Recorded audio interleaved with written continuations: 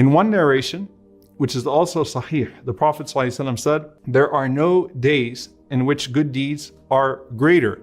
أعظم عند الله ولا أحب إليه. There is no days in which good deeds are greater or more beloved to Allah subhanahu wa ta'ala من هذه الأيام العشر, from these 10 days of Dhul Hijjah.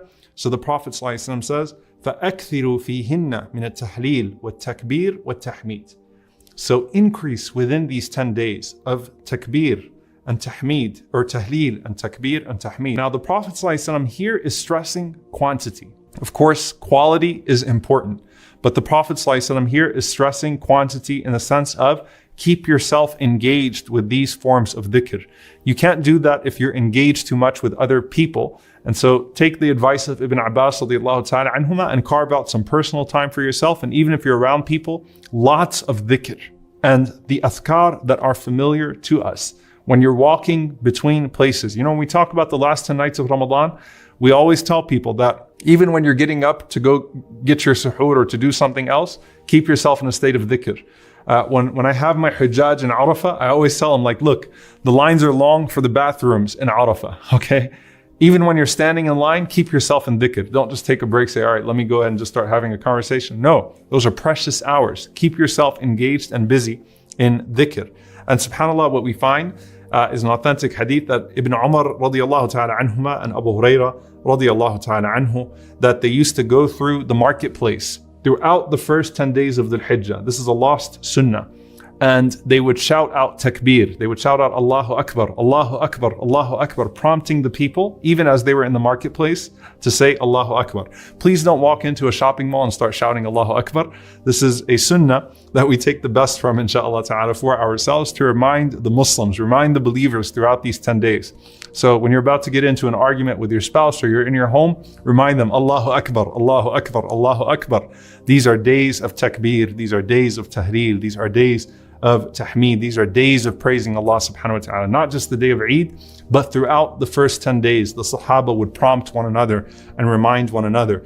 If you want to make this a time, if you are with your family, bidnillahi ta'ala, or even with friends, whoever it may be, due to COVID, but reminding people, inshallah ta'ala, hey, let's do this, inshallah ta'ala. Let's prompt one another to remember Allah subhanahu wa ta'ala. And imagine, I always like to cast this time on Hajj, because it's just the easiest way, again, to take the physical dimensions of Hajj and to think about the spiritual dimensions of the Hijjah, since they're so connected.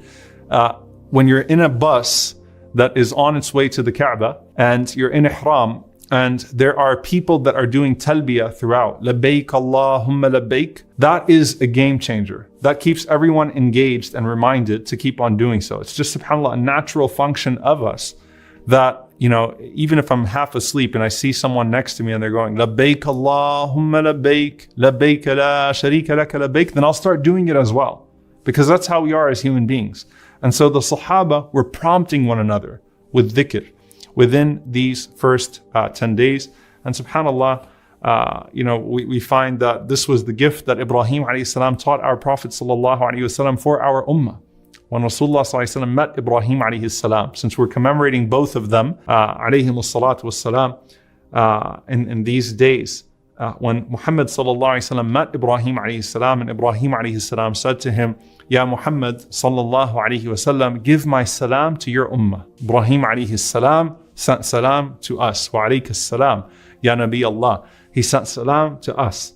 And he said, and tell them that Jannah has this vast plain and pure soil and sweet water. So Jannah is a beautiful, plain, leveled land. Its soil is pure. Its water is sweet. And you grow plants in that soil by saying what? Subhanallah, Alhamdulillah, La ilaha illallah, Allahu Akbar. Every time you say that, your land in Jannah is increasing in real estate and in value, because the trees are popping up in Al-Jannah for you. Every time you say Subhanallah, Alhamdulillah, La ilaha illallah, Allahu Akbar. That's in normal times. What about then in the best 10 days of the year, where they are days of barakah, days where deeds are multiplied? So keep yourself busy. Subhanallah, Alhamdulillah, La ilaha illallah, Allahu Akbar. Subhanallah, Alhamdulillah, La ilaha illallah, Allahu Akbar. Look, the simplest way that I can give you, inshallah ta'ala, is take a number for each one of those adhkar. And of course, the things that are done on regular days. So for example, 100 times each one of these forms of dhikr, right? If you can do 100, do 100. If you can make it 200, do 200.